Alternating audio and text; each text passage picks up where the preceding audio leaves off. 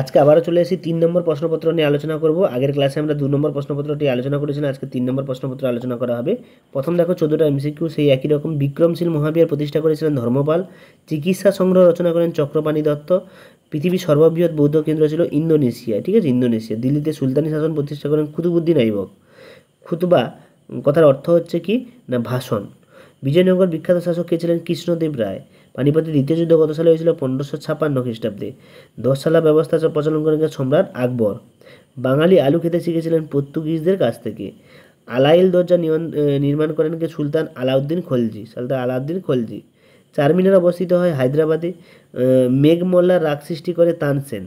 শিবাজি আফজল খানকে হত্যা করেছিলেন কি দিয়ে? না বাগনক অস্ত্র দিয়ে, ঠিক আছে।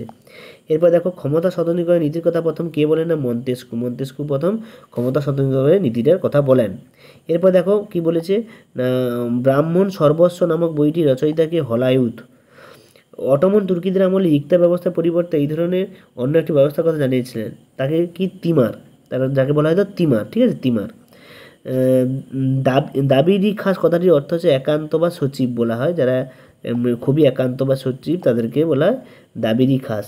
দেশের আমলে মুঘলরা কান্দাহারের উপর নিয়ন্ত্রণ করে শাহজাহানের আমলে, ঠিক আছে।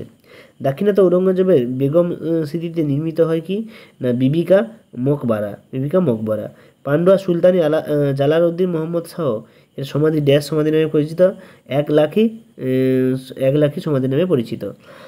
খোয়াজা আবসুদ সামাদের ছদ্মনাম কী ছিল? না শিরিন কলম। উত্তর হবে শিরিন কলম। হিন্দু পাতপাতশাহী নামক আদর্শ গড়ে তুলেছিলেন প্রথম বাজিরাও।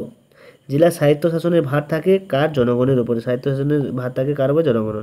ঠিক ভুল বলছে দেখো। চোল রাজ্যের গ্রামের শাসক ছিলেন উর, সঠিক। আচার্য শিলরক্ষীদের কাছে দীক্ষা নেয় অতীশ দীপঙ্কর, এটাও সঠিক। বিলগ্রামের যুদ্ধ, এটা ভুল, 1991 হবে না। আকবর হিন্দুদের পর থেকে তীর্থঙ্কর ও জিজিয়া কর তুলেন, এটা সঠিক। শেরশাহের সমাধি বানিয়েছিলেন সাসারামে, এটা সঠিক। এরপরে দেখো এখানে 2 নম্বরের প্রশ্নগুলো বলেছে যেগুলো খুব ইম্পর্টেন্ট, যেমন চর্যাপদ কি? সিজদা পাইসব। পট্টা কাবলুয়াত। দোহা কি? গুরু গোবিন্দ সিং। যুক্তরাষ্ট্রীয় সরকার কি? পঞ্চরত্ন কি? খলজি বিপ্লব, সইকুল, তাই না? এগুলো সবগুলো দেওয়া আছে। দেখো এখানে রায়মার্টিন দেওয়া আছে এবং টেক্সট বই দেওয়া আছে। তো যেগুলো রায়মার্টিন দেওয়া আছে সেগুলো দেখবে এবং কোনো সমস্যা তাহলে কমেন্টে লিখবে, যাতে নতুন সহায়িকা তোমরা হুবহু পেয়ে যাবে। আর পুরনো সহায়িকা 1-2 পেজ এদিক ওদিক আছে, কিন্তু সমস্ত অ্যান্সারগুলো দেওয়া আছে।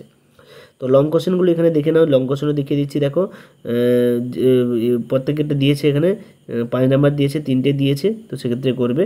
তো এদিকেও প্রশ্ন দিয়েছে, দেখো এখানে ছোট প্রশ্ন কয়েকটা দিয়েছে এই পেজে, 264 নম্বর পেজে। এখানেও পেজ নাম্বার দেওয়া আছে, তোমরা দেখে নাও। যদি কোনো সমস্যা হয় কমেন্ট বক্সে লিখবে, আমি অবশ্যই এর আরও সহজ সমাধান করে দেবো। তো সকলকে ধন্যবাদ। দেখা যাচ্ছে 4 নম্বর প্রশ্নের সেট নিয়ে আজকের মতো এই পর্যন্ত। সবাই ভালো থাকবে, ভালো করে পড়াশোনা করবে।